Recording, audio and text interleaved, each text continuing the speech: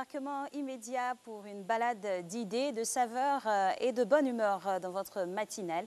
Madame, Monsieur, bonjour. Nous sommes donc au 3e numéro de cette nouvelle semaine que nous avons entamée avec vous depuis le 1er avril. Oui, premier jour du mois d'avril. Donc aujourd'hui, c'est mercredi. Et mercredi, nous donnons en tout cas toute la plénitude et la place dans la thématique à la famille. La famille aujourd'hui qui nous entretiendra sur le sujet suivant. Comment choisir un tuteur pour son enfant.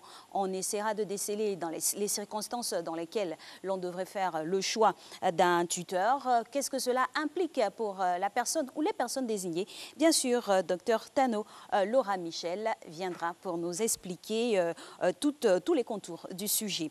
À côté de Dr Laura, on aura Coach Yoman, expert coaching éthique, qui nous parlera de la dimension éthique du travail, le savoir-être au travail. Qu'est-ce que cela englobe dans toute sa notion?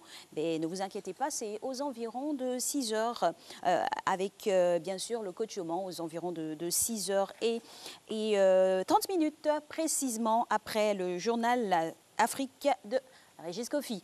Mais pour l'heure, nous avons quelques informations. Bien sûr, c'est le matin. On vous donne des news, notamment pour les prénoms à célébrer. Nous en avons plusieurs, pas célébration calendaire, mais une célébration calendaire avec Saint-Richard et puis des prénoms qui viennent de chez nous. Mais avant, un anniversaire à souhaiter à un des nôtres. Il est agent à la RTI, c'est monsieur Ebenezer Tiesso, avec donc la complicité de Jacques Brou. On lui souhaite un très bel anniversaire, voilà, le roi du 3 avril. Mais c'est bien, les anniversaires en avril, ça nous plaît fortement. Vous allez comprendre, bien sûr, dans cette semaine particulière pour la matinale. Des noms de Côte d'Ivoire d'origine, on part à l'ouest pour l'ethnie Gouro. On a aujourd'hui un prénom qui signifie éléphant, grand emblème de notre nation, Vii, c'est comme ça qu'on dit en Gouro, et ça constitue cela un prénom. On a Boli, et qui signifie cabri, voilà, un animal. On a Bla, qui signifie mouton. On a également Kalebo, qui signifie crabe. Voilà, on est resté vraiment en forêt, hein. Et bien sûr dans la faune et la flore. En pays Bété, on a un prénom qui signifie héron pique-bœuf. Voilà, ces petits oiseaux-là qui rôdent autour des troupeaux, soit de zébus, de bœufs ou autres animaux se baladant dans la nature. Et ça donne Djagba. On a Gbi, panthère. Ça nous ramène une idée du Jelly Théâtre avec ce grand homme, grand comédien Gbi de Fer. On comprend pourquoi, c'est la panthère. On a Zoku qui signifie chenille. Et pour terminer, on ira dans le centre chez les Baoulés, Djeka ou Djue qui signifie poisson. Je suis sûre que bon nombre d'entre vous, vous allez savourer aujourd'hui peut-être un bon poisson au four, frit. Bon, c'est selon le matin, surtout avec le garba national, c'est plus frit. Et pour terminer, on aura Béra comme prénom baoulé aujourd'hui qui signifie Toukiara. Voilà, c'est pour ces prénoms d'aujourd'hui. D'autres anniversaires, avec des anniversaires au niveau international.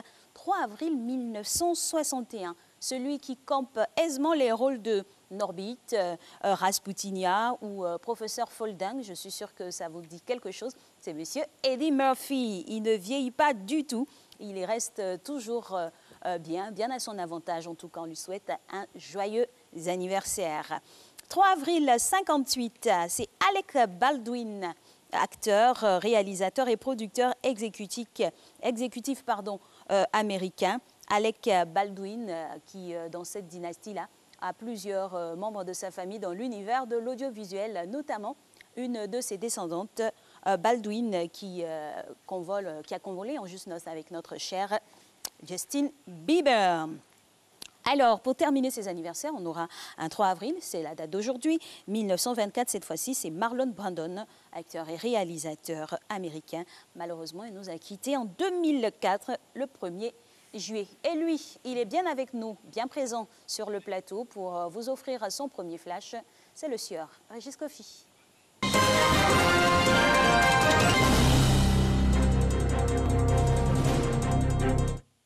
Bonjour Alix, madame, monsieur, bonjour. Bienvenue dans ce premier rendez-vous de l'actualité.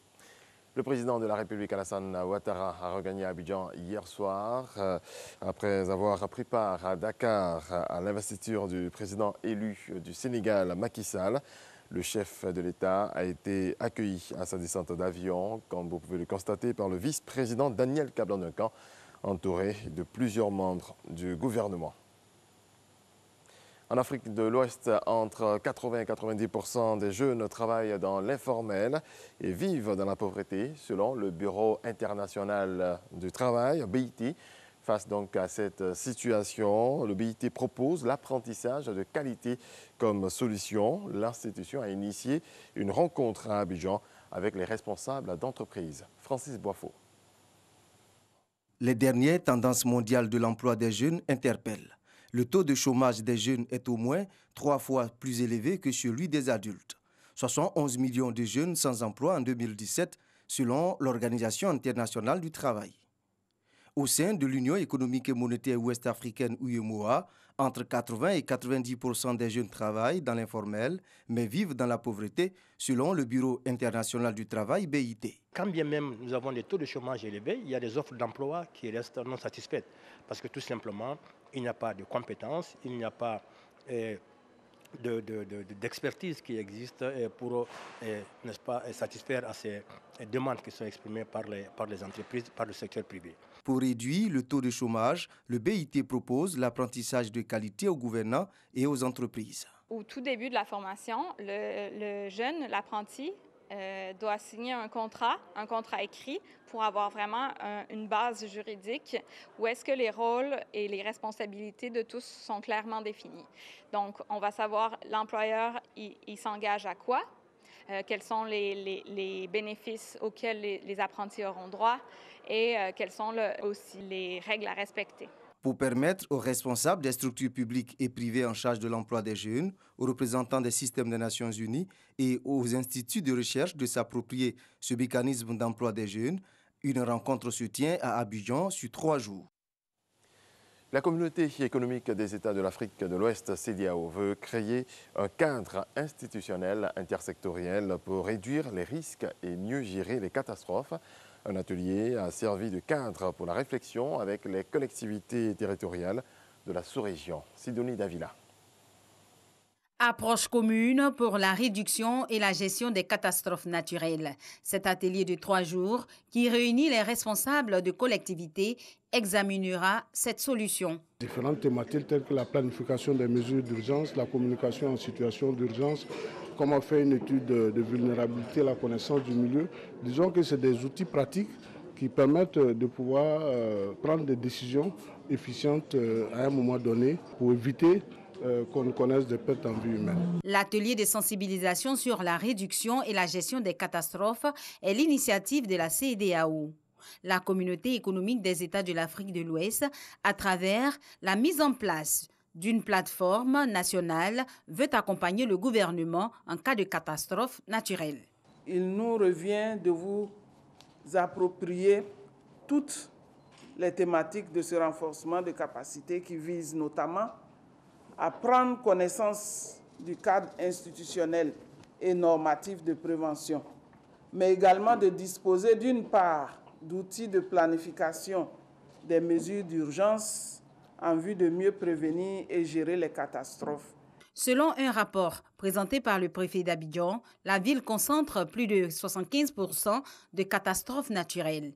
Et pour éviter les événements tragiques qu'a connus le pays durant la saison pluvieuse de l'année dernière, la Côte d'Ivoire bénéficie d'une enveloppe de 175 milliards de francs CFA de la part de la Banque mondiale consacrée à la résilience urbaine. Faire connaître l'autisme au grand public, c'est l'objectif de la Fondation Kablan-Joseph pour l'autisme en Afrique. Hier, 2 avril, à l'occasion de la journée mondiale consacrée à ce trouble neurocomportemental, les populations ont été invitées à tendre les bras aux personnes atteintes. C'était à Yopougon Figayo. Le reportage de Christelle Bédéja, commenté par Walter Amadou. Mayor a 7 ans. Il est atteint d'autisme depuis l'âge de 2 ans. Sa passion pour le jeu, il ne l'exprime que par des signes. Arrivé à un certain moment, il fallait que je trouve une solution à ce problème. Alors automatiquement, on l'a mis au jeu et qui vraiment il est accro au jeu parce que ça le favorise. Il arrive à communiquer à travers les jeux parce que ce n'est pas n'importe quel jeu je mets. Les jeux comme les petits dessins, il arrive à communiquer, il arrive et tout ça, à échanger. On a vu l'évolution avec ça. Il fait des signes. S'il veut boire de l'eau, il fait des signes. S'il veut manger, il fait des signes. L'enfant atteint de handicap auditif a une difficulté pour comprendre et se faire comprendre. L'autisme se perçoit aussi dans le comportement de l'enfant comme une tendance à effectuer des mouvements répétitifs. Il peut avoir une dépendance excessive par rapport à des routines ou des rituels particuliers. Il fait souvent des crises de colère, des gestes agressifs dirigés contre lui-même ou contre les autres. À l'occasion de la Journée mondiale de sensibilisation à l'autisme, la Fondation Carl-Blanc-Joseph met l'accent sur l'amour envers les personnes atteintes d'autisme comme moyen d'insertion sociale. Pour le docteur Kiefolo Milaya, spécialiste dans la prise en charge des enfants atteints d'autisme, les causes de la maladie ne sont pas encore connues et la rééducation demeure le meilleur mode de traitement. Créée en septembre 2018, la Fondation Carl-Blanc-Joseph pour l'autisme en Afrique œuvre à changer la perception négative qu'a la population des autistes en Afrique. Cette fondation fait également la promotion des outils de suivi et d'accompagnement des autistes à travers des formations pour parents et professionnels. Selon l'OMS, l'autisme est une réalité qui touche une personne sur 150. Voilà qui marque la fin de ce rendez-vous actualité. Merci à toutes et à tous de votre attention. Je vous retrouve tout à l'heure à 6h30. Merci à vous, Régis Cauchy. Et pour maintenir une bonne harmonie entre le corps et l'esprit, on passe bien sûr par la case sport, aujourd'hui fitness, un circuit au poids du corps. Bonjour, bon matin, j'espère que vous allez bien, c'est coach Cyril Yomke pour vous servir. Alors aujourd'hui, ce qu'on va faire, c'est qu'on va travailler tout le corps avec 4 exercices. Premier exercice, très simple, on va se mettre en position de pompe, on va faire des pompes que tout le monde peut faire d'ailleurs. On va se mettre sur le genou, on va poser les mains donc, dans le même axe que les épaules. On va fléchir les jambes derrière, lever les pieds. On va fléchir légèrement les bras, pousser vers le haut et remonter. Pour 15 répétitions, allez go, on fléchit légèrement les bras, on pousse pour remonter et on redescend. Allez, 1, sans trop descendre, 2, 3, 4, 5, 6, là on travaille plus les bras à la poitrine, 8, 9, 10, 11, 12, n'oublie pas de bien gagner les abdos, 13, 14, 15. On va se coucher sur le dos. On va tendre les jambes vers le haut, les bras en arrière, monter le haut du corps, toucher la pointe des pieds. Même si vous n'arrivez pas à toucher la pointe des pieds, c'est pas grave. Essayez juste d'aller où vos mains vous envoient, d'accord? Bras en arrière, on fléchit le haut du corps, on touche où on arrive, même si c'est ici, c'est pas grave. Moi, je peux toucher la pointe du pied, donc j'y vais, d'accord?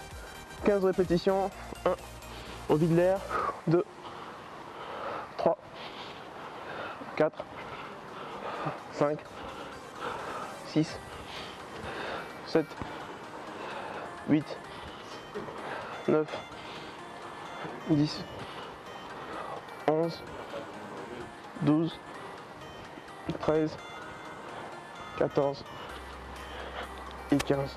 Parfait. Le troisième exercice, on va travailler les abdos et un peu le cardio. Donc je vais me mettre en position de pompe. Lever les genoux jusqu'à mon coude opposé et alterner à chaque fois. Allez, position de pompe, je lève mon genou et je change de côté.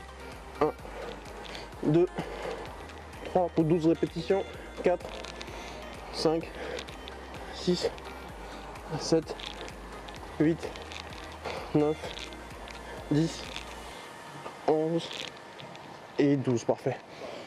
Dernier exercice, ce sera les squats pour nos jambes.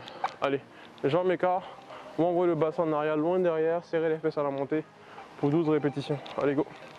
1, 2, 3, 4, 5, 6, 7, 8, 9, 10, encore 2 répétitions, 11 et 12.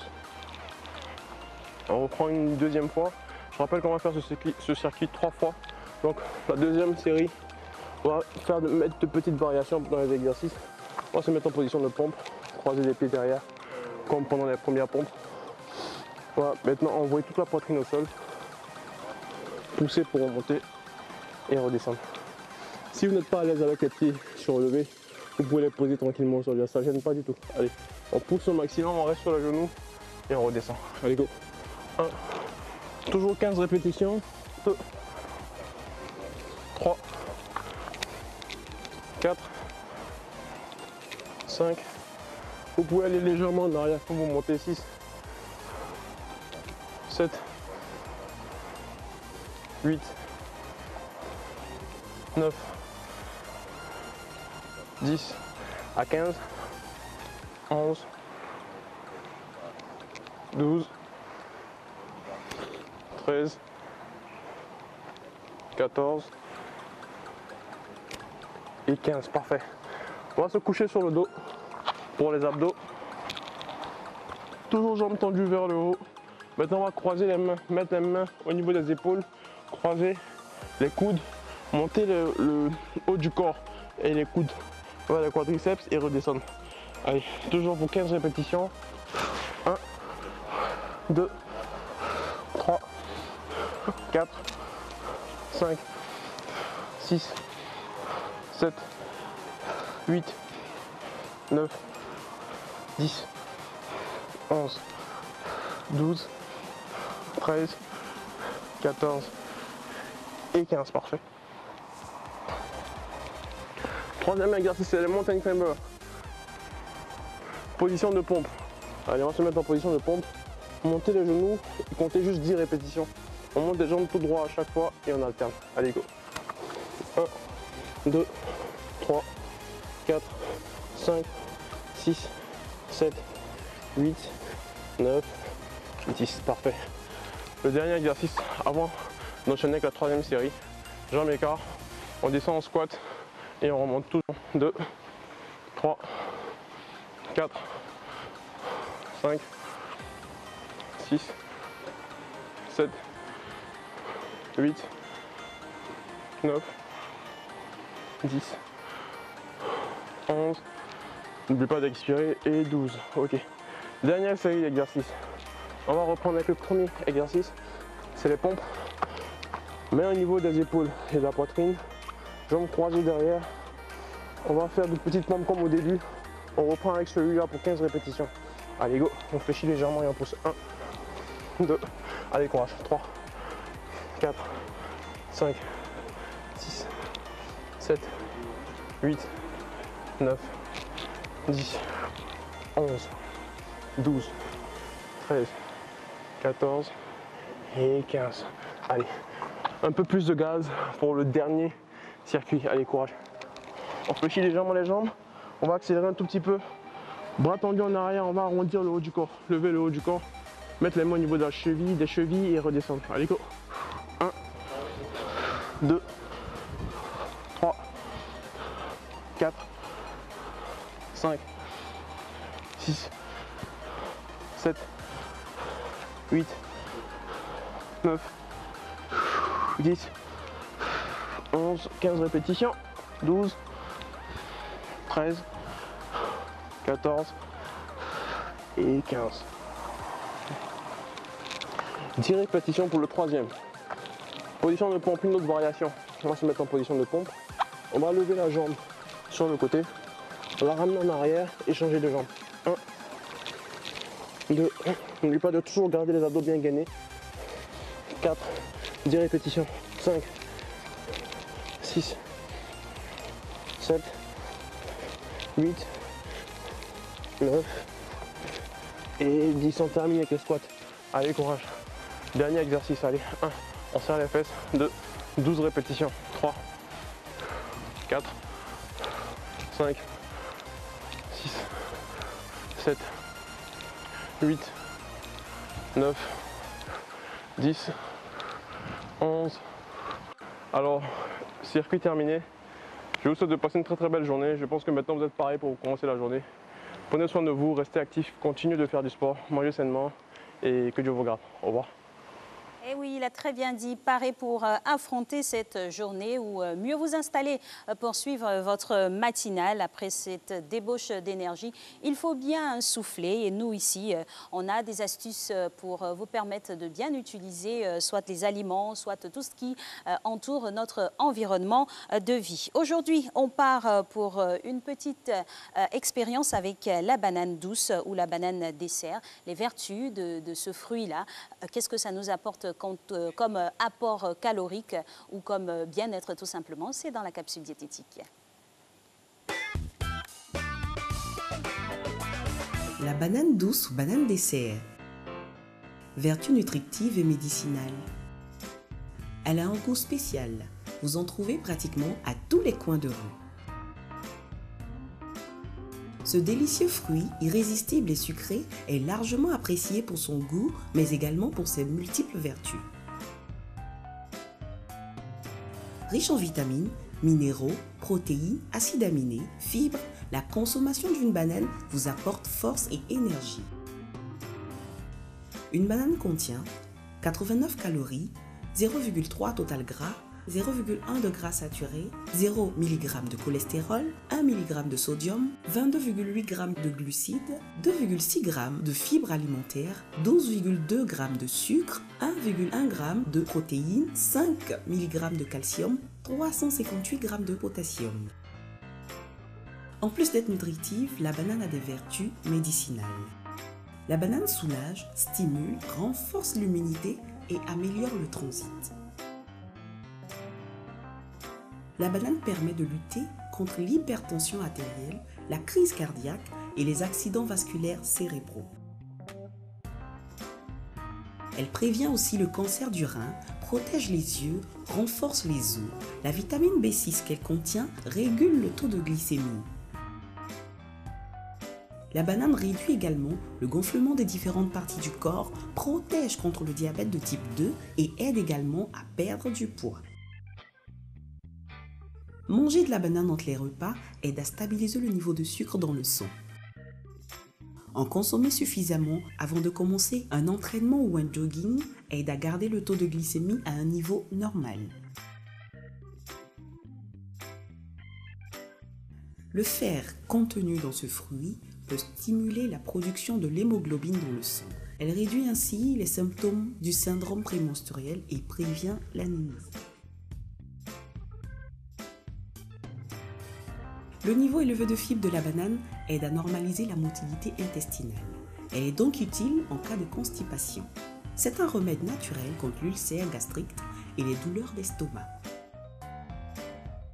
Elle facilite la digestion et peut également traiter l'acné, la perte de concentration, la nausée, la toux, la somnolence, la bronchite, le rhume et la grippe. Le potassium, le magnésium et de la vitamine B que contient la banane peuvent aider à arrêter de fumer. Manger de la banane protège des crampes musculaires pendant le sommeil. De plus, si vous souffrez d'insomnie, mangez des bananes. Que de bonnes choses que nous procure la consommation de la banane. Vous comprendrez pourquoi ce fruit est si cher aux professionnels de tennis. On les voit à chaque pause prendre une petite bouchée de banane. Ça leur donne sûrement beaucoup plus d'énergie pour affronter le match. Et nous, on a parlé de nourriture. On va encore rester sur cette même lancée-là. Et puis vous proposer quelques menus pour ce mercredi. Ce mercredi 3 avril, on ira du côté du manioc sur une couture bien appréciée ici sur nos tropiques, la purée de manioc ou tout simplement de manière vraiment, on va dire, littérale, c'est le placali. Allez, on part pour le petit-déj, les propositions que nous ont faites, bien sûr, nos téléspectateurs. Qu'est-ce qu'on a aujourd'hui? Ah, on a une image de placali avec une sauce gombo. Oh là là, c'est très bon ça. On a tout, hein.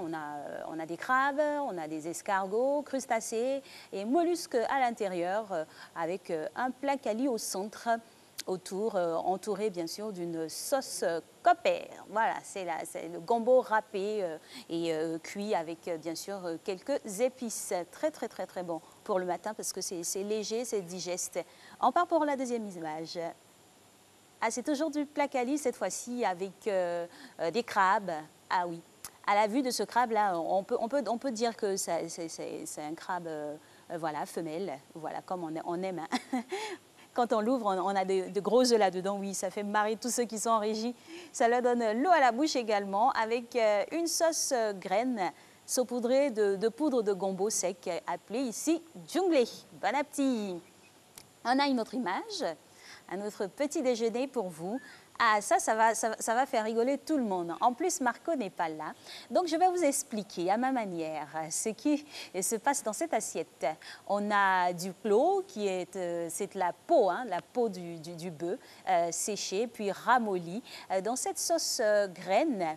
Et au milieu, comprenez et écoutez bien, c'est du kloala. Voilà, c'est du kloala, c'est comme ça qu'on appelle, avec des crabes et bien sûr la purée de manioc cuite voilà, sur un feu doux appelé placali ici à Abidjan et partout en Côte d'Ivoire. C'est sûr que ce mets-là, il est consommé dans plusieurs pays d'Afrique selon les différentes appellations. Nous, à Abidjan, à Babi, c'est placali et on en a encore un placali avec la sauce kloala mélangée, fusionnée à de la sauce graine plus du clos et puis quelques morceaux de poisson. On espère que ça vous a donné. Ben, c'est le clos, voilà. On a plusieurs manières de le dire. Moi, je le dis, c'est clos. De toutes les façons, quand ça passe en bouche, ça se passe bien. C'est ça l'essentiel.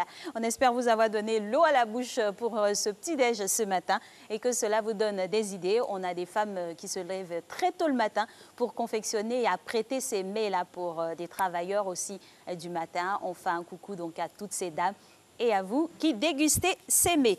On part pour la route, on a bien mangé, on a fait un peu de sport, on peut prendre la voiture maintenant. On y va.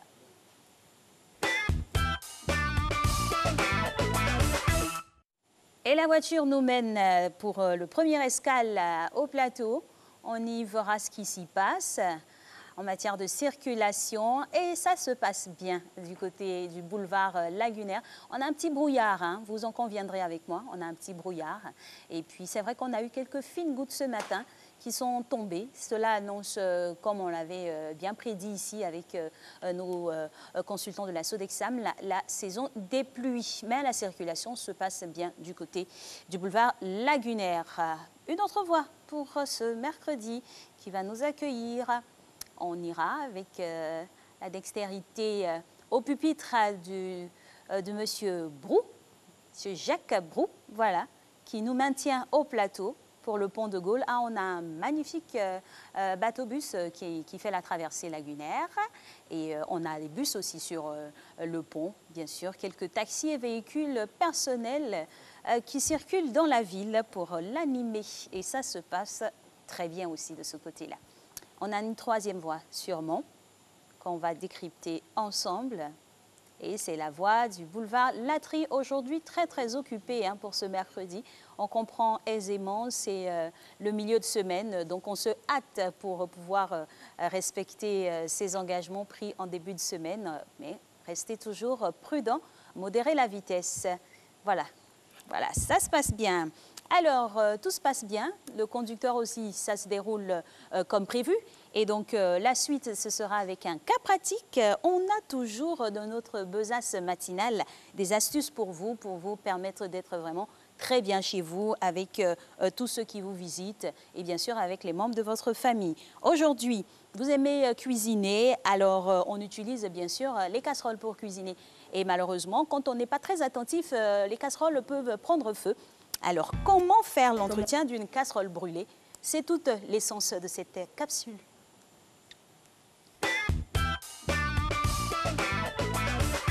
Le fond d'une casserole brûlée. Vous avez accidentellement fait brûler votre casserole.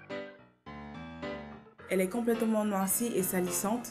Ne vous inquiétez plus. Que faut-il faire pour décrasser l'intérieur et l'extérieur de votre casserole brûlée? Grâce à quelques astuces, vos casseroles retrouveront à nouveau leur aspect lisse et brillant. 2 astuces pour nettoyer l'intérieur de la casserole. La solution à l'eau de Javel. Mélangez le Javel avec de l'eau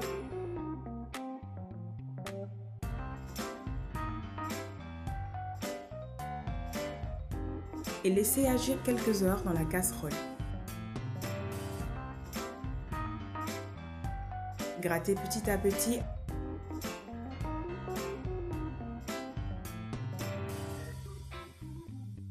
Si la crasse est encore dure à débarrasser, laissez tremper la casserole plus longtemps et utilisez une fois de plus le grattoir.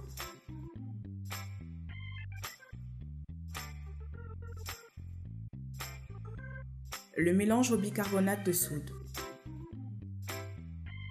Étalez une bonne couche de bicarbonate de soude au fond de la casserole. Ajoutez un peu d'eau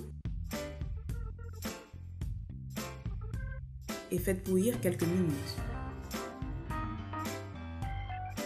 Une fois le mélange refroidi, frottez légèrement avec une éponge en fer.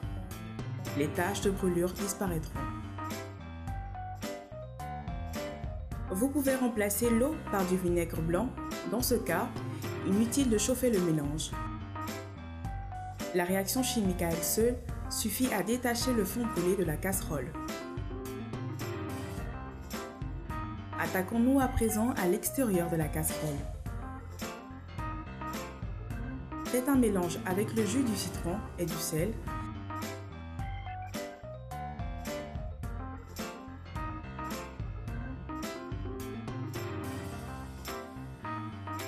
Appliquez la pâte sur le dos de votre casserole, puis laissez agir quelques minutes.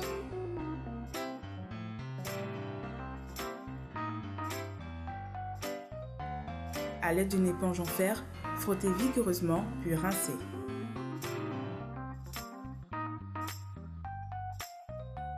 Vaut mieux prévenir que guérir, alors pour éviter les casseroles brûlées, veuillez à ne pas les oublier longtemps au feu et lavez immédiatement vos ustensiles après utilisation.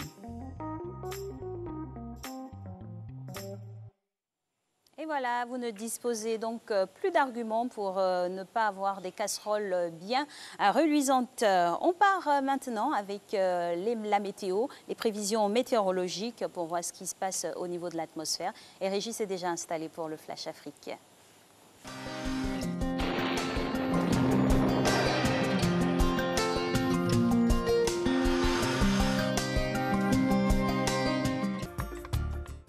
Mesdames et messieurs, bonjour. Le temps prévu pour la matinée. Le nord connaîtra encore en début de matinée quelques présences nuageuses, pouvant encore donner localement de la pluie. La bande centrale et le sud forestier, sous un ciel généralement nuageux, pourraient être aussi faiblement arrosés. Le littoral connaîtra des passages nuageux réguliers. Les températures pour la matinée, la maximale affichera 27 degrés à Abidjan tout comme à Adiaké, 25 degrés à Bondoukou ainsi qu'à Boaké, 24 degrés à Daloa, 25 degrés à Dambokro, 24 degrés à Gagnoa tout comme à Korogo, 23 degrés de minimale à Mans, 24 degrés à Odiéné, 26 degrés à San Pedro, Sassandra Tabou, 25 degrés à Yamoussoukro. L'après-midi, le soleil profitera largement. Des espaces offerts par le soleil sera au rendez-vous sur l'ensemble du pays. Toutefois, la présence de la mousson favorisera par effet de brise l'arrivée de nuages relativement denses sur le sud forestier. Ces nuages se développeront et déboucheront sur des pluies parfois orageuses qui, dans leur évolution, affecteront quelque peu le littoral. Les températures pour l'après-midi, on notera minimale de 31 degrés à Abidjan tout comme à Adiaké, 35 degrés de maximale à Bondoukou, 34 degrés à Boaké, 33 degrés à Daloa, 35 degrés à Dambokro, 33 degrés à Gagnoa, tout comme à Korogo, 32 degrés à Mans, 33 degrés à Odiéné, 31 degrés à San Pedro, Sassandra Tabou, 34 degrés à Yamoussoukro. Très bonne journée à toutes et à tous.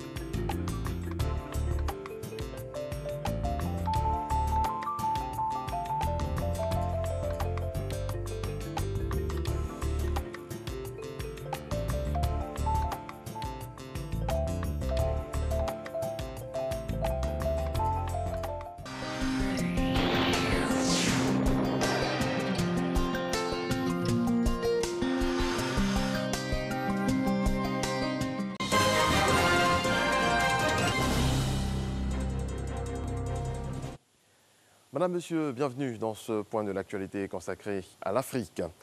Le chef de l'État algérien, Abdelaziz Bouteflika, cible d'une contestation inédite depuis un mois, a informé le Conseil constitutionnel de sa démission à compter d'hier. C'est ce qu'ont annoncé les médias officiels. Sur cette annonce de démission, les habitants d'Alger restent dubitatifs. Ils réclament que tout le clan quitte le pouvoir, le clan Bouteflika, et en attendant, compte bien poursuivre la mobilisation. Regardez.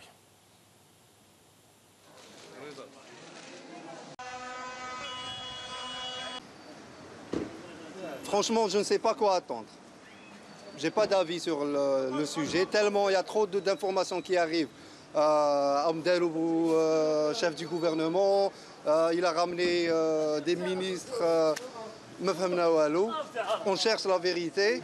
الناس قالوا لهم يعني الشعب قالوا لهم لازم تخرجوا كامل كيما راكم يعني بوتفليقه والحاشيه تاعو يعني ما يبقاوش كل يوم يصوتي لنا واحد يقول لك لا انا نخرج انا ما نخرجش لا كل يوم يخرج واحد راني خارج واحد اعطوني مهله لا يخرجوا كامل ويخلوا الشعب يدبر راسه كيفاش راح يدير. L'opposant camerounais Maurice Kamto qui fait face à plusieurs accusations dont l'hostilité contre la patrie et offense contre le président de la République était devant le tribunal pour demander sa libération sous caution. Mais elle s'est retirée de l'audience lorsque le juge a insisté pour que celle-ci se déroule à huis clos. Au Mali, à quelques kilomètres de la ville de Gossi, la force française Barkhane a fait sortir de terre une nouvelle base. L'objectif est de permettre à ses troupes de prendre pied dans la zone aride de Gourma. Voici le reportage. Une base en travaux à 100 km à l'ouest de Gao. C'est ici, près de Gossi, que la force Barkhane entend accueillir quelques centaines de militaires pour se déployer dans le Gourma malien, non loin de la frontière du Burkina Faso. Une société malienne réalise des forages. L'eau est une priorité pour une base opérationnelle avancée ou BOAT. Ce jour-là, pas d'eau pour les douches, les citernes sont vides. Donc c'est une zone qui est avec des douches de campagne, des toilettes de campagne et quelques lavabos. Donc c'est une zone qui va s'étoffer au fur et à mesure de la montée en puissance de la BOAT, mais qui est pour l'instant amplement suffisante pour des bons soldats rustiques qui aiment être sur le terrain. Pour prendre pied dans cette nouvelle région du Gourma, il faudra une plateforme pour les hélicoptères. En attendant la fin des travaux, les imposants Chinooks se posent à distance du camp, sous haute surveillance. Depuis 18 mois, la force Barkhane combat surtout dans le Liptako, à la limite entre le Mali et le Niger, notamment contre le groupe EIGS, l'État islamique au Grand Sahara. Le Gourma, où l'armée française compte étendre ses efforts, constitue un sanctuaire pour plusieurs groupes armés, selon le commandant de la force Barkhane. Ces zones frontières sont évidemment les endroits les plus recherchés par les terroristes pour pouvoir mener leurs actions. Il n'y a pas mieux qu'une zone frontière pour pouvoir passer de l'une à l'autre et trouver refuge. Donc le Gourma représentait pour nous toutes les conditions requises pour être efficace. Située sur la RN16, l'axe routier Bamako-Gao, la ville de Gossi est un carrefour économique qui accueille chaque semaine un grand marché au bétail. Depuis mi-janvier, les équipes de Barkhane y patrouillent dans la rue commerçante. Notre but ici, c'est bien à la fois de redonner à la population la capacité de vivre, de circuler normalement et d'être libre. Et tout en poursuivant, nous, à notre niveau, notre lutte contre le terrorisme. Et Gossi étant le poumon économique de la région, les groupes armés terroristes, comme tout le monde, ont besoin de se ravitailler. Et donc ils essayent de profiter de tout ce qu'offre Gossi pour se ravitailler. Donc c'est bien notre priorité ici, de les en empêcher. La présence de Barkhane se traduit déjà par ce puits, rénové dans le cadre des opérations civilo-militaires. Les serpents avaient élu domicile de manière naturelle dedans, donc il y a eu tout un travail d'effectuer pour les enlever, un pompage continu de l'eau pour assécher le puits afin de réaliser les travaux. Une façon pour les militaires français de gagner la confiance de la population, une mission qui prendra du temps, tant les rapports de force dans cette zone du Mali restent complexes. On termine avec ce drame qui fait beaucoup parler sur la toile. La mort d'un jeune homme noir après son arrestation par la police dans la région parisienne a suscité une vive controverse sur les réseaux sociaux. Ange Dibénicha, 31 ans, a été arrêté mercredi soir dans la capitale française après un contrôle routier. Ses proches disent qu'ils n'ont eu aucune nouvelle de lui pendant plus de 24 heures avant de recevoir vendredi un appel téléphonique de l'hôpital et informé de l'état de mort cérébrale d'Ange Dibénicha. Voilà, c'est la fin de ce rendez-vous actualité. Merci à toutes et à tous de l'avoir suivi. Je vous laisse en compagnie de Alix, juste le temps de vous retrouver à 7h. Bien sûr, avec plaisir, on vous retrouvera sur ce plateau. Alors, nous, on poursuit donc à présent avec notre chronique suivante. C'est le premier échange pour ce mercredi et en compagnie donc de Monsieur Yoman, expert en coaching éthique. Nous sommes très heureux de le recevoir. Bonjour, coach. Le plaisir partagé, Alice. C'est un très bon mois d'avril Merci. Qui commence, je pense, très bien pour l'équipe de Matin Bonheur. C'est ça, c'est le mois phare de Matin Bonheur. On vous livre tout. On a la semaine qui appartient à Marco. C'est son anniversaire cette semaine. Et puis dans 2 semaines, ce sera votre serviteur et bien sûr la rédactrice en chef. On est complet, hein. Voilà. C'est avec joie que toute l'équipe va nous accompagner. Alors aujourd'hui, on va accompagner tous nos téléspectateurs dans un univers très important, à savoir la dimension éthique du travail, le savoir-être. Toute cette notion comportementale au niveau de l'entreprise. Qu'est-ce que cela englobe? Qu'est-ce que cela englobe? En tout cas, bonjour et bienvenue à tous. Et il est important peut-être de commencer par définir ce que c'est que le savoir-être dans l'entreprise ou dans la vie professionnelle. Nous l'avons vu successivement les semaines qui ont précédé, l'environnement du management où le manager était amené à trouver une sorte d'intelligence qui lui permettait d'adapter son management aux différentes situations qui se présentaient à lui.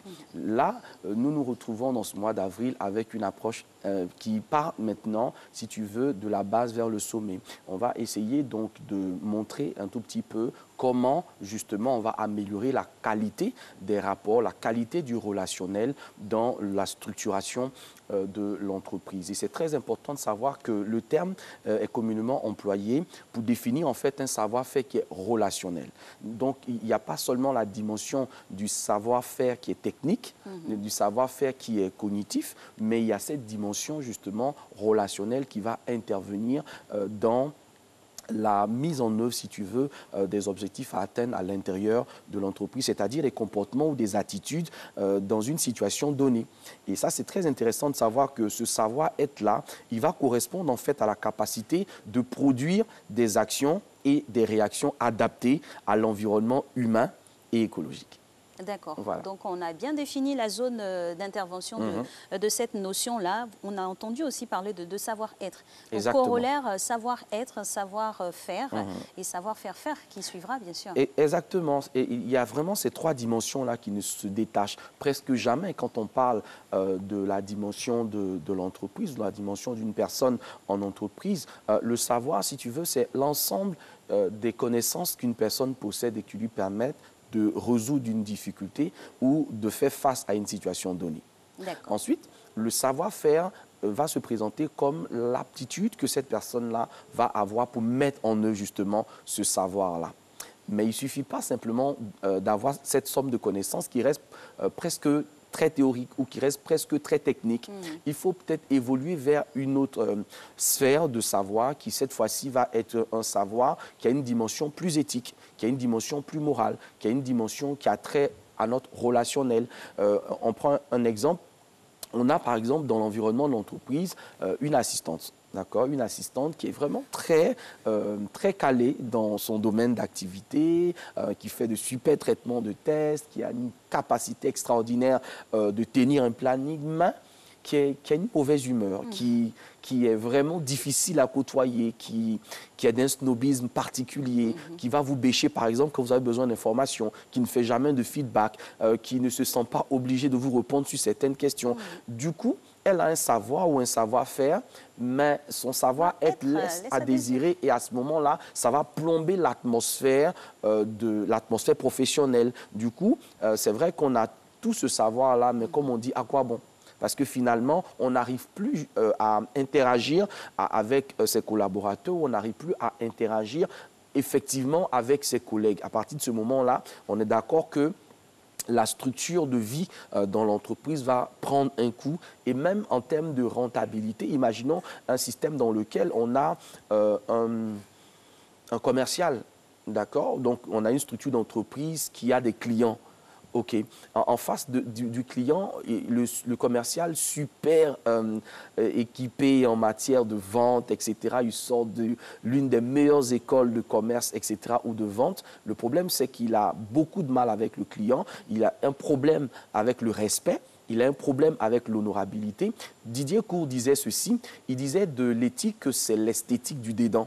Donc, ça, c'est très important. Ce qu'on a à l'intérieur Ce qu'on a à l'intérieur va finir par polluer ou par améliorer ou par embellir ce qu'on est à l'extérieur ou ce qu'on peut proposer comme service. C'est vraiment la raison principale pour laquelle nous abordons ce sujet ce matin, et savoir comment justement développer ce savoir-être. Le mot est lâché. On parle de développement, donc de cette notion de savoir-être en corrélation, bien sûr, avec l'éthique.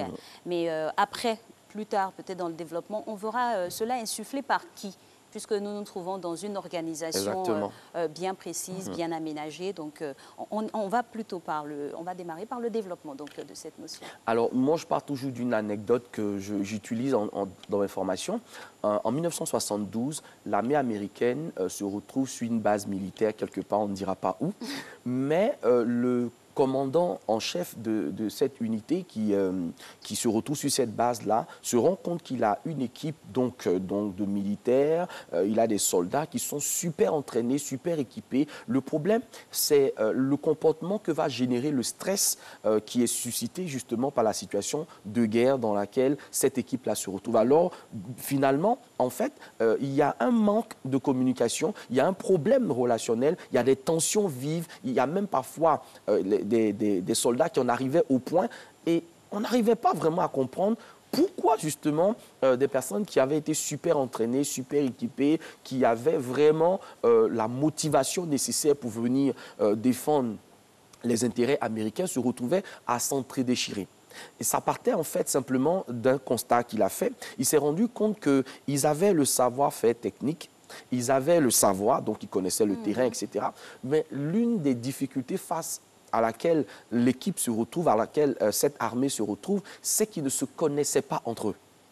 Donc, ils connaissaient le terrain, ils connaissaient l'ennemi, ils connaissaient l'environnement dans lequel ils étaient. Ils sont formés, super équipés. Des GIS, par exemple, ils sont super entraînés. Le problème, c'est qu'ils ne savaient pas, effectivement, le tempérament. Ils ne connaissaient pas la personnalité de son, on va dire, de son frère d'armes qui était en face de lui. Et du coup, des problèmes étaient soulevés, par exemple, par une façon de parler, par une façon de s'adresser qu'il trouvait incorrecte ou qu'il trouvait un peu abusif. Il trouvait, par exemple, certaines familiarités intolérables. Alors, il va comprendre à partir de là que le savoir-faire technique seul ne suffit pas, mais il faut peut-être développer un savoir qui sera peut-être beaucoup plus relationnel et qui va permettre de mettre en relation avec une bonne intelligence émotionnelle et relationnelle les personnes qui travaillent dans une même équipe. Alors, si on veut répondre à ta question, Alice, ça part de qui? Je vais dire prioritairement, ça doit partir de la personne elle-même qui se retrouve dans l'environnement du travail. Avant que ça ne descende de là-haut, il est impérieux que quand j'entre en entreprise, je comprenne que mon savoir-être est déterminant pour non seulement mon évolution dans ma carrière professionnelle, mais aussi dans ma rentabilité dans l'entreprise. Si à un moment donné, il est clair que dans mon cursus, ce n'est pas des éléments qui sont intégrés. Quand vous faites une école de commerce, quand vous faites une école d'administration, quand vous faites une école, je ne sais pas, pour des soins infirmiers ou médicaux, on ne vous inclut pas forcément cette donnée par rapport à laquelle vous allez vous retrouver en face d'un collègue boudeux, en face d'une collègue qui est méprisante. Ces données-là, vous ne les avez pas. Vous avez simplement le travail qu'on vous a appris à faire, que vous voulez faire. Seulement, vous vous retrouvez confronté parfois à un environnement qui est très hostile. Une personne qui entre dans une entreprise, qui intègre un poste et qui n'est pas accepté dans l'environnement de travail, qui sent qu'il est ignoré, qui sent qu'il n'a pas les informations dont il a besoin, par exemple, pour évoluer dans son travail ou pour donner... Dans ce cas, à ce niveau d'analyse de la situation que l'on fait quand on intègre cette équipe ou cette structure, quel devrait être le travail à faire ensuite? Alors, il y a des insister, forcer ou s'imposer aussi? Oui, je dirais qu'il faut développer une intelligence émotionnelle. Une intelligence émotionnelle, c'est cet art qu'une personne peut avoir de s'adapter à une situation donnée en ne perdant pas de vue l'objectif pour lequel cela il ou passe elle... par quel prisme ou quel indicateur? En fait, comme j'ai à le dire, vous prenez par exemple une grenouille. Et là, on a quelques images sûrement en corrélation avec le sujet. Vous prenez une grenouille ou un crapaud quelconque, hein, vous le placez dans de l'eau. Le crapaud ou la grenouille ne se rend pas compte en fait qu'elle ne s'en sortira pas, que cette situation va causer sa mort. Qu'est-ce qu'il va faire? Le crapaud va essayer d'adapter la température corporelle à la température de l'eau. Et au fur et à mesure que l'eau va gagner justement en chaleur, lui, il va chercher à s'adapter. Il ne va pas trouver le bon moment pour sauter et paf, il finit par exploser, il finit par mourir. La nuance avec se fondre dans la masse. Ah oui, le truc c'est, qu'est-ce qui a tué effectivement ici le crapaud? Annalise. Question, interrogation matinale. Qu'est-ce qui a tué la... Je pense que c'est son inconscience même. Son inconscience. Donc, le facteur qui a tué ici, ce n'était pas l'eau chaude, c'est sa capacité à se déterminer à un moment T, de se dire, je pars de cet environnement. Alors, comme on l'a vu sur les images d'illustration, un célèbre psychologue que j'aime et dont je respecte vraiment la qualité de production, dans les années 80, Taibi Keller va développer en fait ce qu'on va appeler la process communication, qui est un outil de relation, un outil d'entrée en relation avec l'autre qui permet non seulement de se connaître, mais aussi et surtout de connaître l'autre en face de nous. En fait, il va travailler sur la personnalité et il va dégager en fait 6 types de personnalités que nous pouvons retrouver en entreprise, dans la vie de tous les jours, dans nos relations interpersonnelles. Et à partir de ces 6 types de personnalités, il va nous permettre justement de développer ce qu'on va appeler le savoir-être professionnel. Son étude va être utilisée par la NASA, par exemple, qui envoie dans l'espace des missions d'exploration, envoie des astronautes dans l'espace, des astronautes super équipés, super calés, comme on va dire, en ce qui concerne leur discipline, mais quand ils se retrouvent en situation de stress, parfois ça part dans tous les sens. Voilà, ils n'arrivent vraiment pas soit à cohabiter, soit par exemple à communiquer. Et là, il va nous présenter les différents types et que nous allons peut-être ensemble essayer de développer et qui peut-être aideront, je suis sûr, avec beaucoup de modestie, permettront quelqu'un qui est dans l'environnement de l'entreprise, qui est dans une entreprise, qui soit simple employé ou qui soit employeur, cette technique ou cette connaissance-là lui permettra de se découvrir et de savoir comment entrer justement en interaction intelligente avec ceux qu'il côtoie au quotidien. Alors, on a vu superposer dans cette illustration les 6 types de personnalités, en fait, tels qu'ils se présentent. Donc, on a l'empathique, le travaillomane, le persévérant, le rêveur, le promoteur et le rebelle. Je précise que la nomenclature n'a rien à voir avec l'explication. C'est-à-dire que quand on parle du rebelle, ce n'est pas forcément quelqu'un qui organise une rébellion. Voilà, qui organise une rébellion. Ni qui est au sommet aussi de la pyramide. Mais en fait, tel que c'est présenté ici, je veux montrer qu'on a tous une personnalité qui est la personnalité apparente. Et on a des personnalités qui ne se manifestent qu'en situation de stress. Mais en chacun de nous, il y a ces 6 types de personnalités. En chacun de nous, ces 6 types de personnalités vont se présenter en fonction de qui est en face de nous.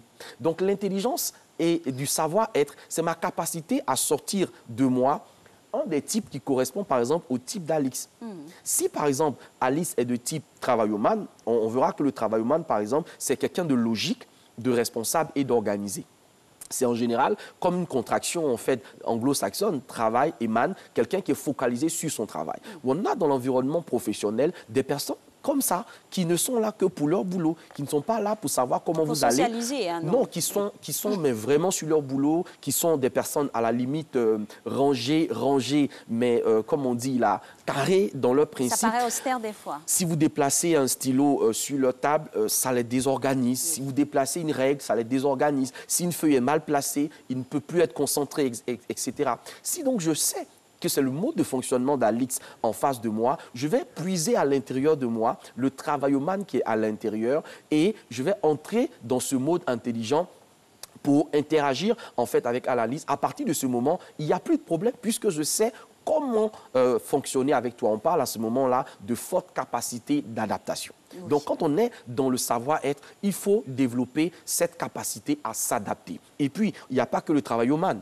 Il y a également ce qu'on appelle le type promoteur. Il n'est pas là pour faire la promotion du genre. Hein. C'est vraiment un type de personnalité qu'il a développé. Ses points forts, il est adaptable, persuasif et très charmeur. Donc, c'est quelqu'un qui, dans l'environnement de l'entreprise, par exemple, a tendance à faire des compliments. Et c'est quelqu'un qui aime aussi des compliments. C'est quelqu'un, par exemple, qui a un besoin psychologique, une forte dose d'excitation, mais dans un temps minimum. Donc, c'est vraiment quelqu'un qui va se retrouver dans l'environnement de l'entreprise à avoir une concentration qui est brève. On ne peut pas, avec cette personne-là, faire une réunion trop longue parce que c'est en général des personnes qui ont une intelligence qui est très intuitive et qui leur permet, en quelques minutes, de comprendre. Exactement. Donc, il ne faut pas les maintenir longtemps dans une explication, mais les maintenir longtemps dans un climat de travail, ça ne marchera pas. Il n'y a pas que, il y a également ce qu'on appelle le type rebelle dont nous avons parlé tout à l'heure en top jaune, n'est-ce pas? C'est des personnes qui sont beaucoup plus spontanées, qui sont créatives et qui sont ludiques. C'est des personnes, en fait, qui vont avoir tendance à rire de tout. C'est des personnes dont, je vais dire, le mode de fonctionnement s'apparente à des humoristes, en fait. Tu vois, ils rient de tout, c'est quelqu'un qui plaisante. Mais en même temps, il faut savoir que ce genre de personnes s'offusquent très rapidement. Susceptibilité. Ils ont une susceptibilité particulière et qu'ils essaient de faire passer à travers cette capacité ou cet art qu'ils ou elles ont à rire de tout. Donc, avec ce type de personnes, il ne faut pas prendre les choses trop au sérieux, trop à cœur. C'est-à-dire qu'un reproche ou une situation que je n'ai pas appréciée ne devrait pas se présenter avec la formule suivante. Alix, j'ai à te parler. Avec le rebelle, ça ne passera pas parce qu'il voit en fait une agression dans cette façon de fonctionner. Donc, il se rebiffe et il se met en position en position de défense parce qu'il se sent stressé. Mais qu'est-ce qui serait intéressant ici avec le rebelle, c'est d'utiliser un ton dans l'humour et de lui dire clairement, je n'ai pas trop apprécié ce que tu as fait, toi tu es trop ceci, avec une pointe d'humour qui accompagne, il comprend le message et il se met tout de suite en mode excuse, il se met tout de suite en mode repentance comme on le dit. Il n'y a pas que le rebelle, il y a également celui qu'on appelle le persévérant. Rassure-toi, ce n'est pas quelqu'un qui a une capacité de faire le Paris-Dakar à pied, non pas du tout, mais le persévérant, il est plutôt engagé, il est observateur, il est consciencieux. Et chaque personne a un besoin psychologique. Lui, son besoin psychologique, c'est d'être reconnu pour ses convictions et apprécié pour son travail. Donc, quand on a un persévérant, par exemple, dans l'environnement professionnel, il ne s'attend pas à ce que tu l'apprécies sur la belle cravate ou sur la belle chaussure qu'il a ou sur le beau tissage qu'elle porte. Non, ce n'est pas pour ça qu'elle est là. Mais pourtant, si vous savez l'apprécier sur la qualité de son travail, vous savez l'apprécier sur la qualité de son rendu, la qualité de sa conscience professionnelle, cette personne est prédisposée à tout écouter et à tout suivre. Vous voyez? Là, ça rentre un peu dans un cadre, pas de manipulation en tant que tel, mais il ne faut pas aussi lui mettre toujours la pommade. Non, on ne lui met pas la pommade, mais on utilise en fait le bon canal. C'est un peu comme en communication. Hein. Il y a je vais dire, un émetteur, un récepteur. Tant que le récepteur n'arrive pas à décoder, à déchiffrer le message qu'il lui a envoyé, la communication est dite mauvaise, est dite de mauvaise qualité. Donc, en réalité, il faut trouver justement en chaque personne avec qui on interagit une intelligence qui nous permet non seulement de nous connaître, donc c'est plus facile quand je rencontre Alix de dire à Alix, écoute Alix, moi voilà ce qui ne fonctionne pas. Et ça, je pense que c'est presque spontané dans les relations humaines. Je ne sais pas si tu t'en aperçois, mais quand vous rencontrez une personne pour la toute première fois, dans les premiers instants, on établit des cadres. Moi, j'aime pas ceci, moi, j'aime pas ça, moi, j'aime ci, moi, j'aime ça. En fait, c'est une manière de se présenter à la personne et de lui dire, voilà comment j'espère que tu te comporteras. Est-ce que ça ne nous met pas aussi dans un canevard défini qui reste scellé quand on sait que la vie reste toujours Mais après, un changement perpétuel? Justement, ce que tu dis nous permet de passer à la deuxième étape. Après la capacité à s'adapter, il y a la capacité à respecter l'autre dans ce qu'il est. Donc, respecter l'autre dans ce qu'il est implique de moi que je ne fonctionne pas seulement par rapport à mon mode, par rapport à ce qui m'arrange. Dans ce cas, on se retrouvait dans un schéma dans lequel, OK, tant que ça se passe comme je veux, tant que ça se passe comme moi je pense, tout va bien. Mais attends, il n'y a pas que vous. Dans une entreprise, vous n'êtes pas le centre du monde. Malheureusement, cette attitude égocentrée, cette attitude nombriliste dans l'environnement professionnel crée pas mal de frustration. Parce que tant que tout se passe comme toi tu désires, tant que tu as le feedback dont tu as besoin, tout va bien. Mais quand ce sont les autres, à partir de ce moment-là, tu ne te sens pas obligé. L'enfer, c'est les autres. Voilà, comme le disait Sartre. Alors, le type empathique est un type très intéressant. Il n'est pas peut-être plus intéressant que les autres types, mais c'est vraiment, comme on dit, le bon père de famille. C'est celui qui va fédérer.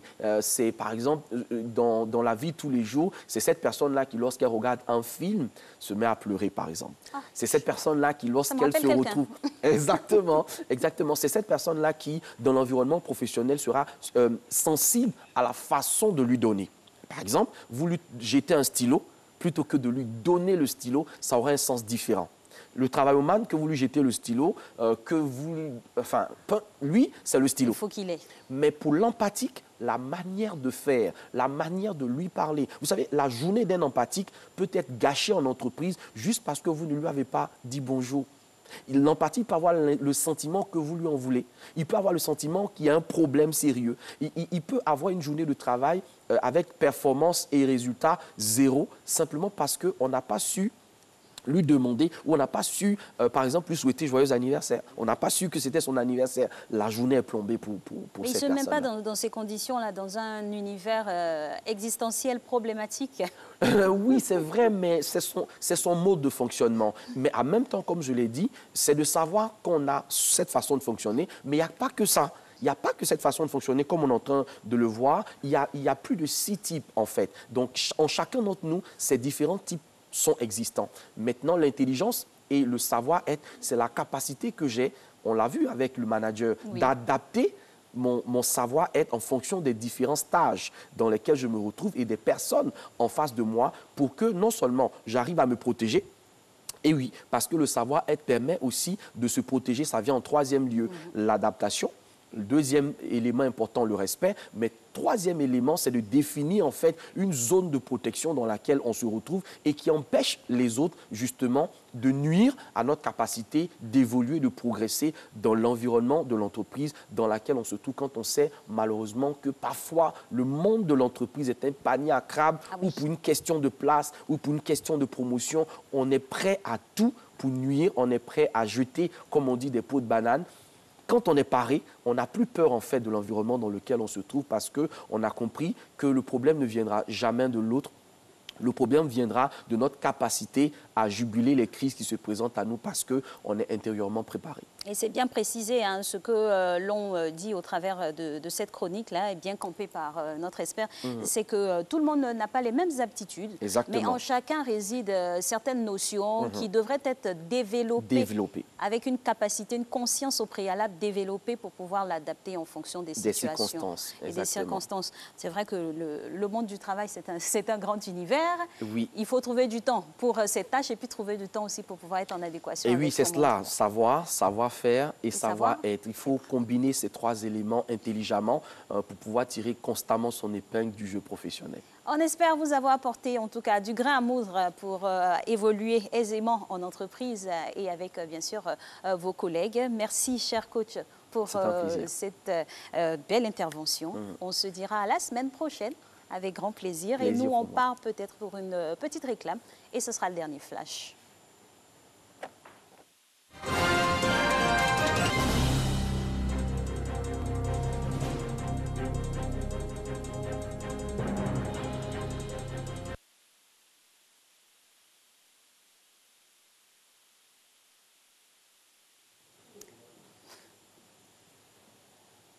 Voilà, madame, monsieur, bonjour. Voici l'actualité internationale.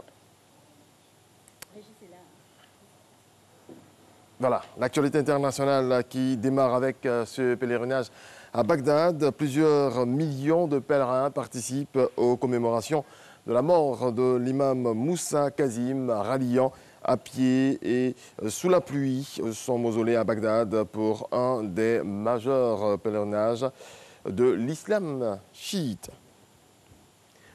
Des personnalités de la famille du cinéma et des anonymes rendent un dernier hommage à la Cinémathèque française, à Agnès Varda, figure mondiale du 7e art et pionnière de la nouvelle vague, décédée vendredi. Un jeune archedois, Anthony Versé, a remporté lundi la finale de la Coupe de France de burger à Paris avec son burger baptisé le Chaillé, avec ses 6 heures de cuisson pour la viande et un pain aromatisé au cornas. Le burger archedois a conquis les papilles du jury. Suivez. Vraiment utiliser des techniques pas forcément communes comme remplacer le bacon donc par la poitrine de porc confit au four. Et ça déjà je pense que ça fait les différences. C'est une cuisson qui est relativement longue, je l'ai confit pendant 6 heures. Donc c'est vrai que ça demande de la préparation, mais après par contre au niveau du résultat on a un fondant qui est incroyable. Encore patienter 5 bonnes minutes avant. On passe à présent au football. Le défenseur français Raphaël Varane, au cœur de rumeurs de départ du Real Madrid, n'en a pas parlé au sein du vestiaire, a déclaré hier son entraîneur Zinedine Zidane, ajoutant vouloir garder le joueur au sein de l'effectif remanié qu'il bâtira l'été prochain. Kylian Mbappé a échangé avec le roi Pelé.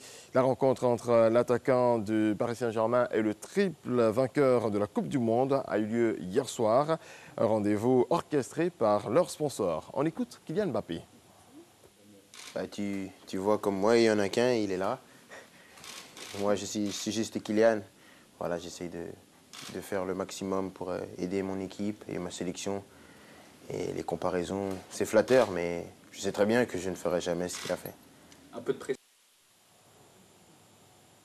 Et voilà qui marque la fin de ce coup d'œil sur l'actualité internationale. Merci à toutes et à tous de votre attention. Je vous laisse avec Alix pour la suite et la fin de Matin Bonheur. Et merci infiniment Régis Kofi pour cette dernière news qui nous ravit au plus haut point avec cette rencontre entre Kylian Mbappé et c'est son idole, hein, le roi Pelé. Voilà, on espère qu'il aura une carrière aussi belle et prolixe que celle du grand roi Pelé.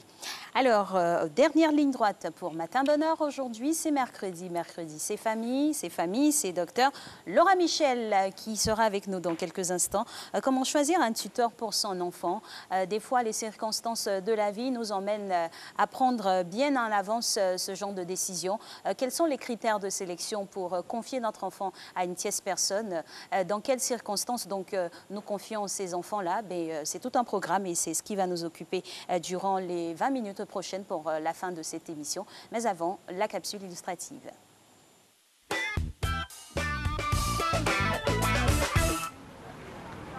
Comment désigner un tuteur pour son enfant? Cette question, de nombreux parents confrontés à une situation particulière se la posent. Départ en vacances, déménagement, maladie, études à l'intérieur du pays ou à l'étranger, ou décès sont des événements qui poussent très souvent les parents immédiats à se séparer de leur progéniture. Les enfants, souvent quand ils sont orientés, vous n'êtes pas dans la même ville, les internats n'existent plus pratiquement. Donc, l'enfant, on ne peut pas lui dire de rester dans un foyer. Le foyer, ce n'est pas trop conseillé. Ça ne présente pas bien. Donc, on est obligé de leur trouver des tuteurs. Lorsque on se voit vraiment incapable de suivre l'enfant, ça dit quoi? La distance fait que tu ne peux pas suivre l'enfant. L'enfant est quelque part et puis toi, tu es aussi quelque part. Donc, tu choisis un tuteur pour l'enfant. Quand tu prends un tuteur pour ton enfant, là, c'est pour aller quelque part pour réussir aussi, pour tenter sa vie. Peut-être s'il va à l'école, ça va l'arranger là-bas. Souvent en famille ensemble, là, ça ne marche pas trop. Que ce soit un tuteur testamentaire ou un tuteur temporaire, ce dernier est chargé de veiller sur l'enfant pendant une période. Il a le pouvoir d'agir en son nom pour accomplir un certain nombre d'actes. Par conséquent, le choix du tuteur doit être motivé par certains critères, pour être sûr que l'enfant serait entre de bonnes mains. Pour ce faire, les parents doivent surtout se garder de prendre des décisions sous le coup de l'émotion. Il faut que le tuteur soit gentil, aussi assez rigoureux sur l'enfant, parce que si tu envoies l'enfant chez le tuteur, et si ton enfant est en train de se balader et tout, c'est pas bien. Il faut que le tuteur mette un œil sur l'enfant. Les qualités, un bon tuteur qui se soumet, quand tu vas vers l'homme, tu vois déjà sa position, son aspect. Si celui-là peut convenir à mon fils, tu l'acceptes. On peut choisir un tuteur pour l'enfant quand on voit soit un ami ou bien un parent proche que tu vois qui peut donner une bonne éducation à l'enfant. Parce que le tuteur représente le père ou la mère. Il faut qu'il soit un père de famille. Quelqu'un qui vit maritalement, bien qui est marié légalement, qui vit à une concubine, qui a un enfant, même s'il n'a pas d'enfant, mais si ce monsieur est exemplaire, s'il est d'une bonne moralité, je peux lui confier mon enfant. Qui choisir pour encadrer votre enfant en votre absence? La tante qui lui apporte tout le temps des cadeaux, cet oncle qui ne sourit jamais mais qui possède une grosse villa dans la capitale. Parents, faites vos jeux.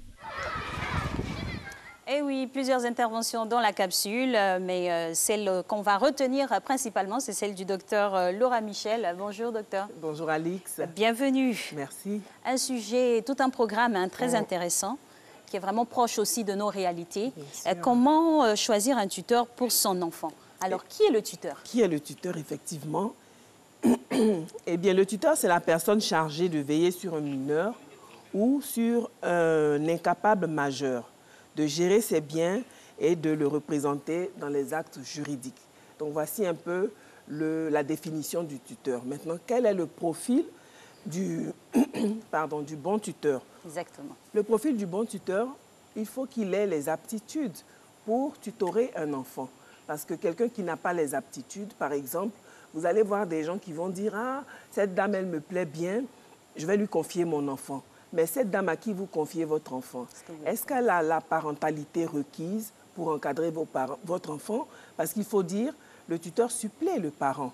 Donc une femme qui n'a pas d'enfant ou qui a des enfants en bas âge, on ne va pas lui confier des jeunes adultes ou des adolescents. Parce que la parentalité, ça s'apprend. On grandit avec les enfants. Donc, une personne qui a des enfants, qui a une expérience parentale, est déjà mieux outillée qu'une personne qui n'en a pas, parce qu'on apprend. Donc, ce n'est pas du jour au lendemain qu'on va gérer les crises d'adolescence de nos pupilles. Et il faut en tenir compte dans le choix des tuteurs. Pourquoi on amène son enfant dans une autre famille? Il y a plusieurs raisons. Ça peut être la proximité avec l'établissement dans lequel l'enfant va. Ça peut être aussi des nécessités parce que les parents travaillent dans une autre ville. Ça peut être aussi, malheureusement, des affinités qui ne sont pas forcément le meilleur élément. Parce qu'on se dit, cette personne a une grande maison, il est seul ou elle est seule dans sa maison, il y a la place. Mais la place n'éduque pas un enfant. La place ne fait que recevoir, et ça reçoit tout. Un enfant, un colis, une place reçoit tout. Mais ça n'éduque pas un enfant. Donc, il ne faudrait pas que le fait que la personne ait une grande maison où elle a l'air d'être aisée soit un élément majeur dans le choix de cette personne comme tuteur pour notre enfant. D'accord. On a parlé des profils, on va également parler des conditions. Quels sont les indicateurs où devons être en alerte sur quel point pouvoir confier notre enfant à autrui? Déjà, sur les aptitudes, quelqu'un qui est apte à être tuteur, c'est une personne qui est exemplaire. L'exemplarité est un élément fort du tuteur. Parce ça se mesure comment? Ça se mesure déjà à sa réputation, à ce qu'on constate. Une personne qui est tout le temps dans les bars en train de rentrer au petit matin, ce n'est pas quelqu'un qui peut tutorer votre enfant. Parce que le tuteur, c'est quelqu'un qui va diriger, orienter, encadrer. Pour encadrer, il faut avoir le temps, il faut savoir faire. Donc l'exemplarité, la moralité aussi. Donc une personne qui sort de prison pour des délits tels que viol, détournement de mineurs, on ne va pas lui confier son enfant mineur, même si on est dans la précarité. Voilà, même si on est dans la précarité, on ne va pas lui confier parce qu'on met à ce moment-là notre enfant en danger. Et il y a aussi le fait que la personne soit outillée pour. Est-ce que la personne a le temps? J'ai une grande maison, je suis un éducateur par exemple, mais est-ce que j'ai le temps matériel pour m'en occuper?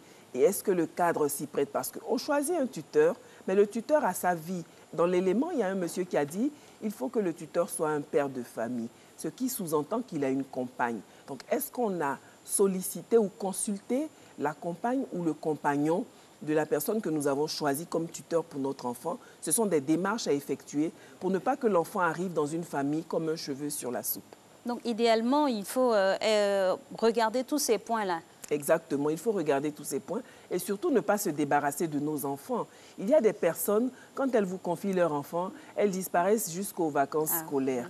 Et ça, ce n'est pas correct. De la même façon qu'il est recommandé de maintenir le contact avec les éducateurs, avec les enseignants, c'est de la même façon qu'il faut maintenir un contact avec le tuteur. Moi, je me souviens quand j'étais petite, les personnes qui confiaient leurs enfants à un tuteur venaient régulièrement voir l'enfant avec un régime de bananes, avec un sac de riz. Ils apportaient un soutien, une contribution. Mais maintenant, la personne même vient vous confier son enfant et c'est vous qui devez payer son transport de retour. Ça devient débarras. C'est une prise en charge qui est excessive. Donc, il faut savoir se faire aider et se rendre aidable. On ne confie pas n'importe quel enfant à des tuteurs.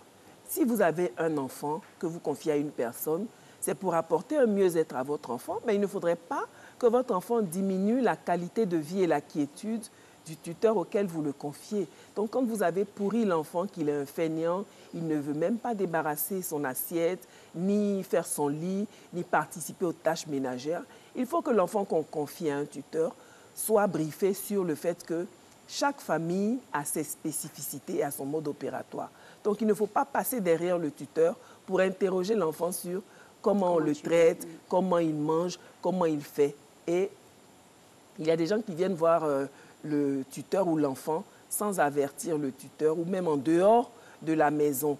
Ce qui fait que l'enfant a une double vie entre parenthèses. Il y a des gens même qui viennent saluer l'enfant et lui donnent de l'argent sans en informer le tuteur, ce qui n'est pas correct. Dès l'instant où il est le tuteur, il supplée les parents. Donc, c'est au tuteur que vous devez remettre l'argent.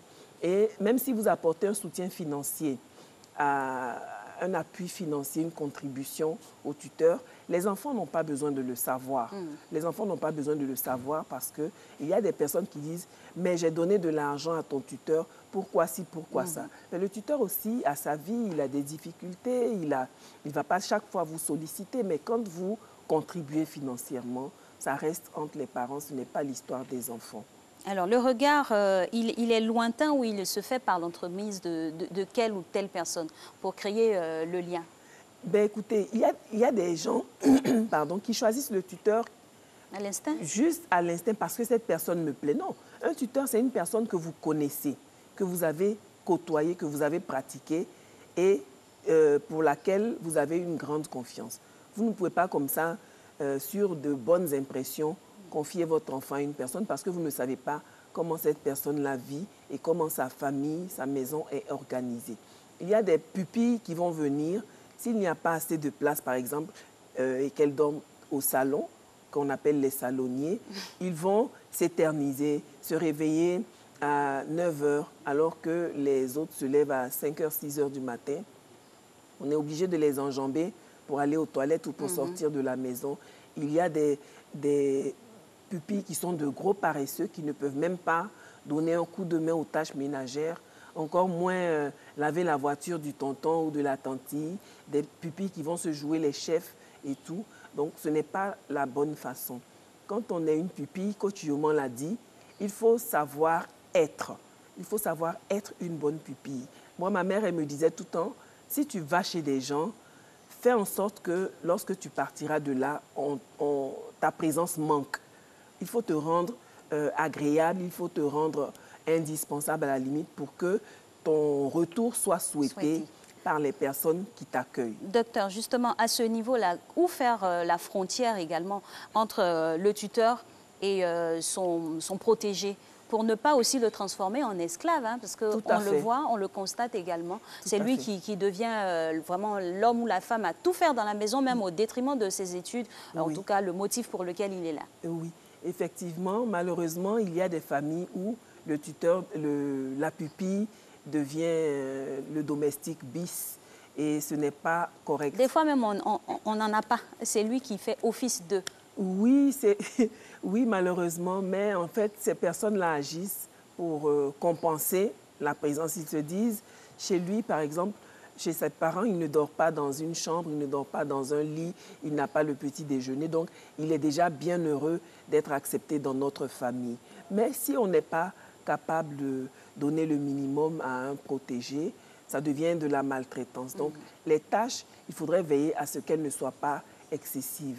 Et si votre protégé a le même âge, par exemple, que vos enfants, il faut veiller à être un tant soit peu équitable. Parce qu'il y a des tuteurs pour lesquels les enfants sont déposés par le chauffeur et le protégé doit aller en baka ou à pied parce que chez ses parents, il n'a pas tout ça. Donc, on ne veut pas lui donner, entre parenthèses, de mauvaises habitudes.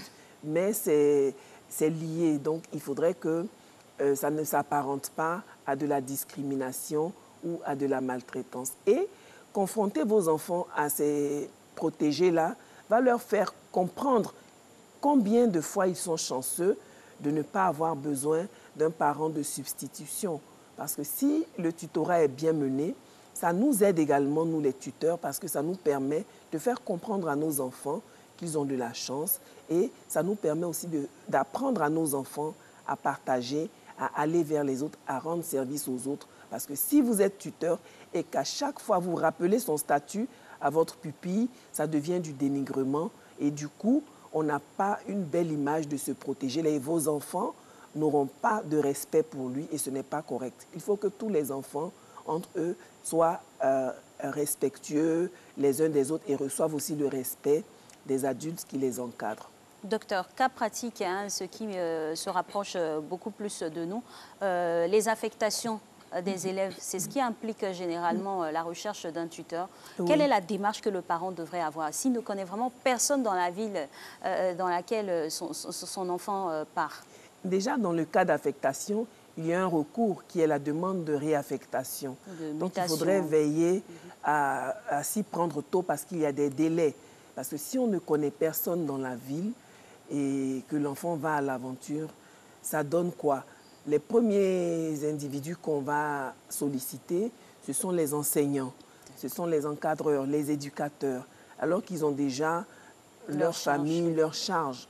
Et ce sont des éducateurs, certes, mais ils ne nous connaissent pas et ils ne connaissent pas l'enfant.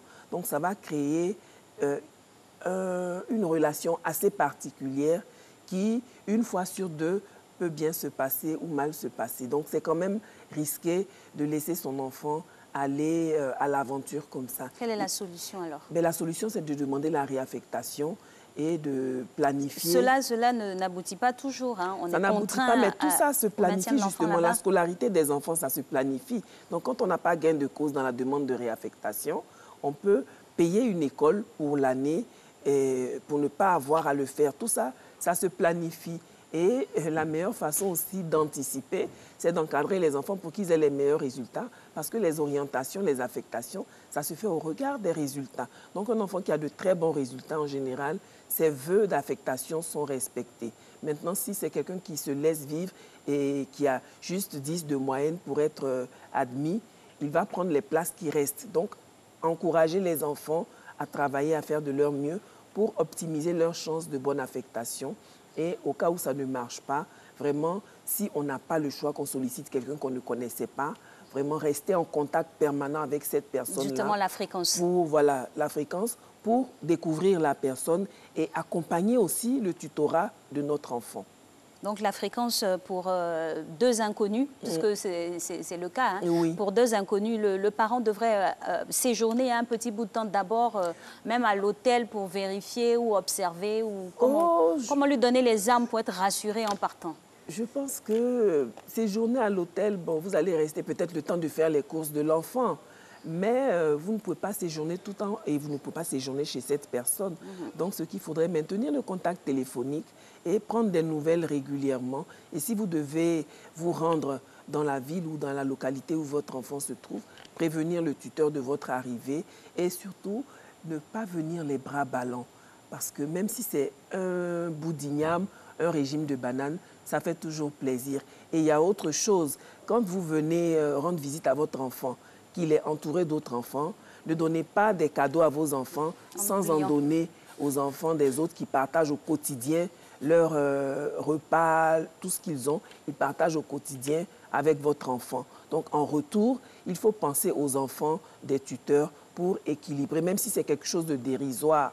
Il ne faut pas venir avec une valise de vêtements pour votre enfant et ne rien donner aux enfants du tuteur alors que vous remarquez vous-même que votre enfant a des vêtements qui lui ont été offerts par le tuteur. C'est la même chose pour l'argent, pour la nourriture, pour les cadeaux, les livres, les petits trucs. Il faut penser à la grande famille, à la nouvelle famille de votre enfant pour qu'il puisse être accepté. Parce que si vous mettez votre enfant à l'écart, que vous ne vous concentrez que sur lui, évidemment, les autres enfants vont être frustrés et les tuteurs également peuvent être frustrés parce qu'à leur tour, ils partagent avec votre enfant et à votre tour, vous ne faites que focus sur votre enfant. Ce n'est pas équitable. Justement, encore un autre cas de figure, parce que c'est une pratique qui est courante sur nos cieux, le tutorat et tout.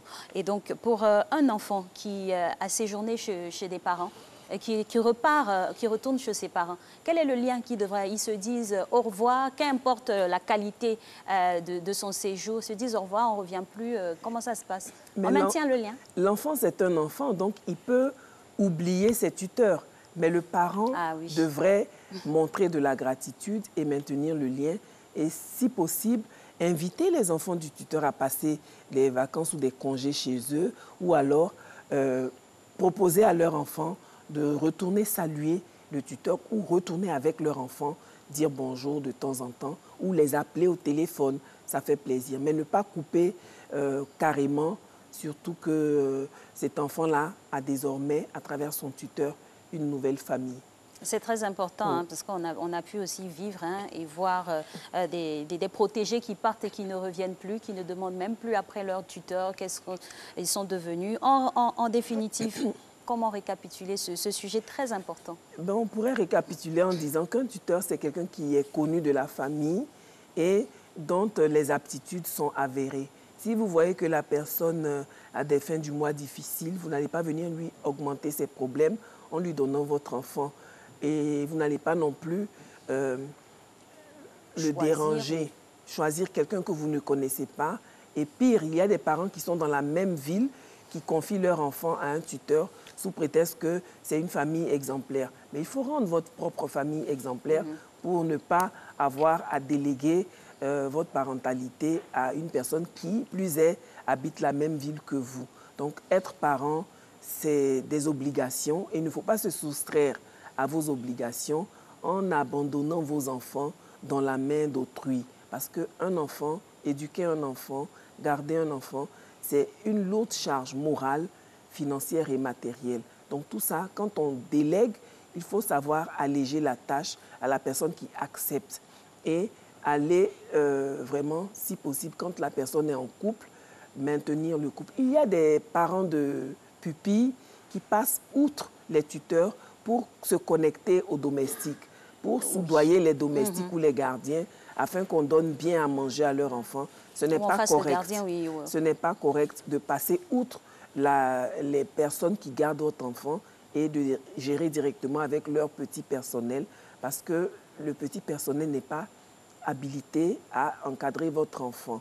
Donc même si votre enfant s'entend bien avec le petit personnel, en aucun cas vous ne devriez traiter directement avec ce petit personnel-là pour les questions liées à votre enfant. Il y a des mamans qui se cachent pour envoyer de l'argent à la servante pour dire « quand tu feras le marché, achète telle chose parce que mon enfant aime manger ça ».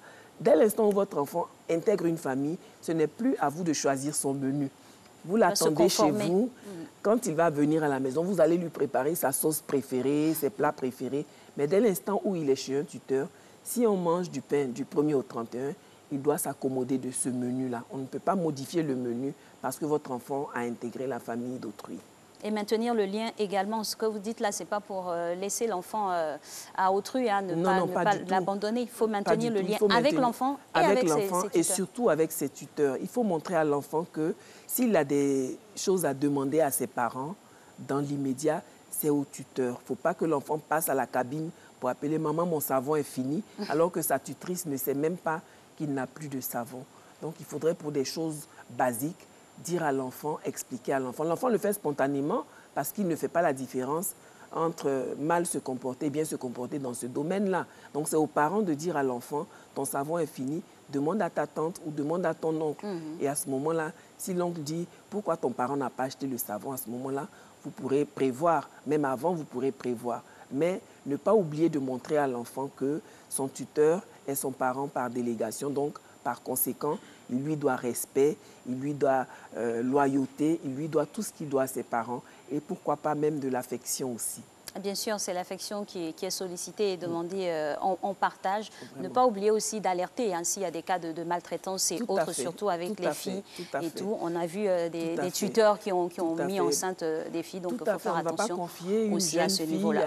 Un célibataire endurci. Ah, des fois même la tante est là. Hein, donc, oui, malheureusement. Il faut rester vraiment très en alerte là-dessus. Exactement. Merci beaucoup, docteur, pour votre contribution à l'épanouissement des familles du monde, d'ici plus particulièrement. Merci de nous avoir suivis. Joyeux anniversaire à notre cher cadreur Franck Kwasi pour son anniversaire aujourd'hui. Et puis nous, on se dit à demain jeudi pour parler santé.